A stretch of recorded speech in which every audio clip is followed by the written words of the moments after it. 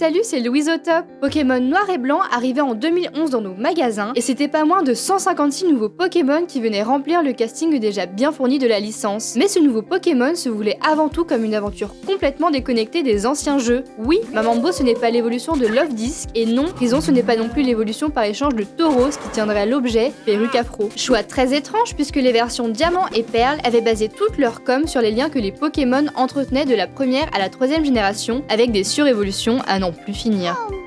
Mais cette volonté d'apporter une aventure proche de la sensation de découverte des versions rouges et bleues leur ont permis de nous proposer l'une des versions avec les Pokémon les plus référencés de la saga. Et pour rendre cette affaire beaucoup plus translucide, je serai cette fois-ci en compagnie de Gouplin. Salut, pour ceux qui ne connaissent pas, vos grands-mères les crabis qui gobent des flambis. Non, plus sérieusement, je suis le gars derrière la chaîne Trans qui produit des reportages méta autour de Pokémon, dans une ambiance un peu rétro-wave comme vous en verrez pas ailleurs. Ce genre de bail approuvé par Jules en personne. Je suis là parce que j'ai vu que ça allait parler de trucs culturels en rapport avec Pokémon. Alors vu que c'est le genre de sujet que j'aime bien, j'ai décidé de m'incruster. Des géoglyphes de Nazca aux légendes chinoises, des arts mésoaméricains aux momifications égyptiennes, partons faire le tour du monde avec les meilleures inspirations de Pokémon Noir et Blanc. Darumacho, la poupée d'Arma.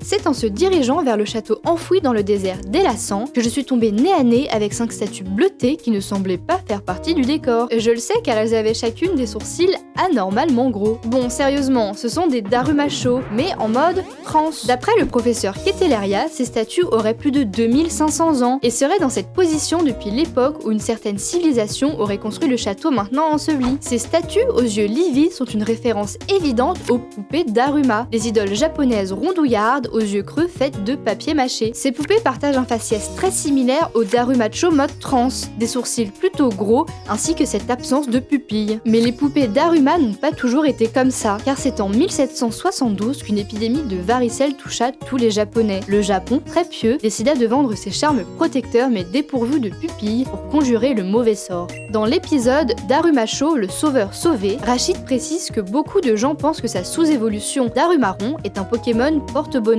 D'après le Pokédex, s'il est blessé dans un combat, il se fige comme un rocher, fait le vide dans son esprit et aiguise ses sens. Il faut savoir que la poupée Daruma est à l'effigie d'un adepte de la secte bouddhique du dhyana, une pratique axée vers la méditation. Selon la légende Shaolin, en 475, le moine Daruma se rendait en Chine pour prêcher sa méditation. Mais les moines lui refusèrent l'accès au monastère. Il s'assit et y médita pendant 9 ans en position zazen, ce qui força le respect des moines et lui permit d'y entrer. Vers l'an 520, il quitta le monastère et resta en Chine pour inaugurer le zen. Le mode trans de Darumacho se nomme le mode zen en anglais. Tout est donc là pour appuyer cette référence. À la manière d'une poupée Daruma, Darumacho mode trans est l'incarnation de la concentration. Son attaque et son attaque spéciale sont interchangées, sa défense globale augmente et sa vitesse diminue. C'est pour cela qu'il obtient lors de sa méditation le type Psy, qui je le rappelle est un type dont les Pokémon le possédant se distinguent par une intelligence et une grande réflexion. Les Darumacho mode trans sont très différents de leur mode rage, axé sur le combat bestial et instinctif, représentant bien la fougue de son mode tout feu tout flamme. D'ailleurs, dans Pokémon Noir et Blanc, c'est en donnant en offrant des bonbons rage aux Darumacho inertes que ces derniers se réveillent pour vous attaquer. Les singes de la sagesse. Dans Pokémon Noir et Blanc, vous ne recevez pas un, mais 2 Pokémon de départ. Après avoir obtenu votre Gruicui, Vipellière ou Moustillon des mains du professeur Keteleria, il faut se diriger vers les vestiges du rêve pour qu'un inconnu vous remette l'un des singes élémentaires. Ce sera Feuillajou si vous aviez pris Gruicui, Flammajou si votre choix s'était porté sur Moustillon, et Flottajou si vous aviez choisi Vipellière. Si on s'intéresse aux artworks des singes élémentaires et qu'on les met en perspective avec la culture asiatique, on remarque des détails troublants. Des 3 créatures, Feuillajou est le seul singe à la bouche ouverte. Flammajou fait mine d'écouter et a sa main près de l'oreille. Flottajou ferme les yeux. Des références directes aux singes de la sagesse. Alors qu'est-ce que c'est que ça, les singes de la sagesse? Disons que c'est un proverbe asiatique qu'on trouve représenté par 3 singes se couvrant une partie du visage. C'est à Nikko, au Japon, que se trouve l'une des plus anciennes représentations des singes de la sagesse, et regardez bien, le premier se couvre les yeux, le deuxième cache sa bouche et le troisième a les mains sur les oreilles. Ces 3 gestes sont ce qu'on appelle une maxime picturale, qu'on peut traduire par « ne vois pas le mal, n'entends pas le mal, ne dis pas le mal ». En respectant ces 3 conditions, le dévot est épargné par le mal. Cette maxime a d'ailleurs été prise pour devise par Gandhi, qui gardait toujours avec lui une petite sculpture des 3 singes. Symboliquement, Flammajou, Flottajou et Feuillajou incarneraient donc 3 facettes de l'innocence, de la pureté, du pacifisme. Il y a donc sûrement une raison pour laquelle on retrouve ces 3 singes dans les vestiges du rêve, qui sont décrits comme les ruines d'une usine où viennent jouer les enfants et les Pokémon. L'usine symbolise la société de consommation, mais ici elle est détruite et remplacée par la nature qui a repris ses droits. Les enfants et les Pokémon, seuls occupants du lieu, incarnent la pureté, et les vestiges du rêve sont donc le lieu idéal pour insérer les 3 singes, forme la plus aboutie de l'innocence. Golémastoc, le gardien protecteur.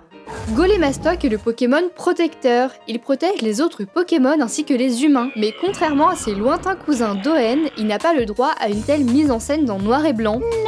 À la fin du XVIe siècle, un rabbin surnommé le Maharal de Prague, voulant protéger son peuple d'attaques antisémites, créa le golem, un réceptacle d'argile sans vie. Bon, c'est bien malin de jouer au petit alchimiste, mais un petit coup de main de Dieu pour lui insuffler le souffle de la vie, la rua, l'âme émotionnelle, c'est quand même pas de refus. D'ailleurs, l'étymologie de golem en hébreu va dans ce sens. Golem signifie quelque chose d'incomplet. Dans Pokémon, Golémastoc et Gringolem sont le fruit du génie humain, tout comme Porygon et Mewtwo, à la seule différence qu'ils viennent d'une technologie ancienne. On remarque facilement le sceau tenant la fissure sur sa poitrine, tout comme le golem juif. C'est pour contenir l'immense énergie qui l'anime, je dirais même plus, qui l'alimente. Son double type sol et spectre s'explique donc assez facilement par sa composition, un peu d'argile et une âme de l'au-delà. Au-dessus de Flocombe, on trouve des Golémastoc et des Gringolem dans la tour Dracospire. Selon la légende, 2 Pokémon légendaires y auraient été enfermés. Les golems sont ici pour protéger les lieux. D'ailleurs, dans l'épisode Meloetta et le temple englouti, Hugo et son Golémastoc sont en charge de protéger le Pokémon fabuleux d'Unis Meloetta de toute menace. Lui et ses ancêtres sont nommés les protecteurs. Dans la culture populaire, on tend aussi à penser que Golémastoc est une représentation du genre mecha au Japon, principalement due à sa carrure et à sa taille, mais surtout à sa transformation lui laissant apparaître des turboréacteurs pour s'envoler. Oui, ce tas d'argile de 330 kg possède des membres rétractables et des propulseurs qui lui permettent de voyager à la vitesse du son. L'idée de mélanger golem protecteur et robot géant est vraiment bien trouvée car les 2 inspirations sont des coquilles manipulables et chevaliers servants défenseurs de l'opprimé. Classe.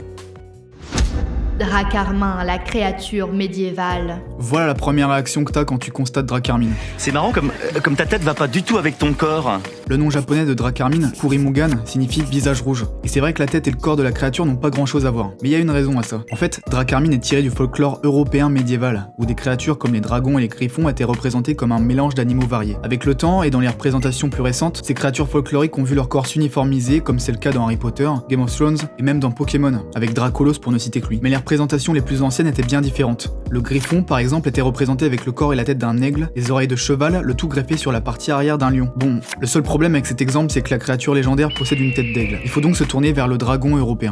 Les textes du Moyen-Âge décrivent le dragon comme une créature ailée possédant une queue de saurien et dont les pattes se terminent par des griffes. D'autres parlent d'une créature aux ailes de chauve-souris avec 4 pattes de loup et une queue de lézard. Autant de représentations frankensteinisées qui rappellent Dracarmine. On retrouve le dragon médiéval dans des lieux fermés, des tanières souterraines, rappelant l'affiliation des créatures aux serpents, et donc à la symbolique biblique du mal. Ce qui matche d'ailleurs plutôt bien avec la description du Pokédex de Dracarmine. Il sillonne les grottes étroites, capturant ses proies avec ses griffes acérées.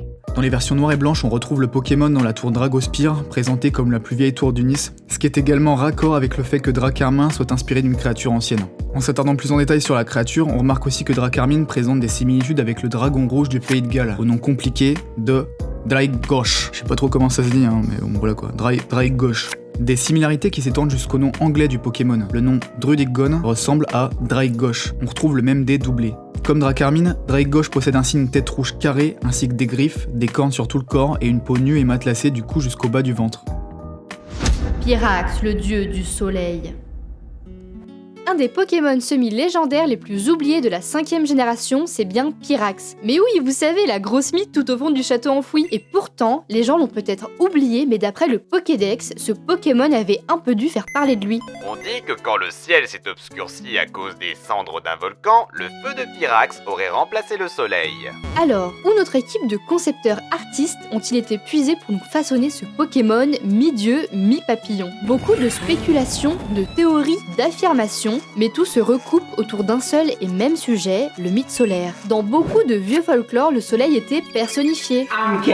Pour les moins concernés, certains me parleront de Ra, le dieu soleil de la mythologie égyptienne et accessoirement le créateur de l'univers. Les plus connaisseurs citeront Hélios, l'incarnation même du soleil dans la mythologie grecque, ou encore dieu du soleil et de la guerre, et encore accessoirement le maître du monde chez les Aztèques. Maintenant, sa paire de 3 ailes rouges fait sûrement écho au séraphin, divin, l'ange à 6 ailes, aussi appelé les brûlants en hébreu, comme quoi on reste encore sous le signe de la chaleur. Bref, des anges gardiens si brûlants de lumière divine qu'ils dissiperaient l'obscurité et les ténèbres, à la manière de Pyrax en dégageant les cendres du ciel pour faire briller le soleil. D'ailleurs, la description du Pokédex de Usul précise quelque chose. Il décrit des cercles dans le ciel en faisant pleuvoir des écailles enflammées. Il est déjà dit surnommé le gourou solaire. On reste encore dans le langage divin, et cela sous-entendrait qu'en tant qu'entité divine, Pyrax était autant protecteur qu'omnipotent. Je trouve ça super intéressant de voir que dans Pokémon Noir et Blanc, Pyrax dispose d'une salle construite à son honneur, tel le dieu qu'il représentait il y a 2 millénaires. Il y a une manière de rendre la divinité analogue aux mythes qui ont fondé les plus vieux folklores de notre humanité. Mais alors, pourquoi une grosse mouche? Ah, c'était pas une grosse mouche, il me semble. Bon, déjà c'est un Bombix, et sûrement le Bombix Atlas, un des mastodontes des papillons de nuit vivant en Asie du Sud-Est. Pourquoi Pyrax est un Bombix? Aucune idée, mais fait très intéressant, en anglais on utilise l'expression like a moth to a flame, qui signifie être attiré comme un aimant, mais sa traduction littérale c'est comme un papillon de nuit à une flamme. Et connaissant l'amour de Game Freak pour les combats de monstres géants, aussi appelés kaiju, je miserais pour une référence complètement assumée de Mothra, une énorme mie dégueulasse assez récurrente dans l'univers de Godzilla, qui dans certains films est capable de lancer des arcs de feu. Alors, référence assumée ou coïncidence rigolote? Pokémon, c'est vraiment le milieu où tu peux y référencer tout ton bestiaire pour leur donner de l'intérêt. Les concept artistes regorgent d'idées improbables en puisant dans nos mythes fondateurs pour façonner des Pokémon crédibles et mine de rien très cohérents. Et le plus dommage, c'est leur façon de rendre leur univers complètement opaque à cette richesse de références. La licence emprunte beaucoup de nos vieilles histoires pour façonner les Pokémon, mais il serait bien qu'un jour Game Freak, à la manière de Zelda, nous donne les clés de compréhension de son univers plutôt fermé. Mais bon, les théories sont là, Didi Chandoudoui est là, certains diront. Pour le développement des versions noires et blanches, 17 illustrateurs japonais mais aussi américains s'occupaient de créer de nouvelles créatures, contre une poignée de Tokyoïdes seulement pour les versions rouges et vertes. La différence est majeure et les inspirations s'en retrouvent multipliées. D'un côté, ça fait sens. Pokémon Noir et Blanc sont inspirés des États-Unis et de son cosmopolitisme. Pas étonnant du coup si dans ces versions, les Pokémon s'inspirent de légendes du monde entier. Maintenant, c'est vrai que c'est dommage que tout ça ne soit pas mis en avant et que The Pokémon Company continue de rester sur sa ligne kids-friendly, sans rien expliquer. Un bon petit ouvrage collectionnant les artworks avec leurs références pour déconstruire le mythe. Ça plairait sûrement aux fans, non? Voilà, il existe tout plein d'autres Pokémon avec de lourdes références, autant obscures qu'intéressantes, et nous trouvions ça plutôt inédit de vous présenter à travers ces Pokémon quelques mythes de nos vieilles cultures, et ainsi d'éclaircir leur utilité dans le lore de la licence. N'hésitez pas à regarder les vidéos de Gouplin, des vidéos qui relient Pokémon et réalité, longues et de qualité, un voyage sur sa chaîne, c'est une excursion dans le monde de Pokémon que vous n'oublierez jamais. Le lien de sa chaîne est en description. J'espère que cette vidéo vous aura appris de nouvelles choses. N'hésitez pas à vous abonner et à laisser un commentaire car c'est toujours un plaisir de vous lire. On se dit donc à la prochaine et je vous fais des bisous tout chou.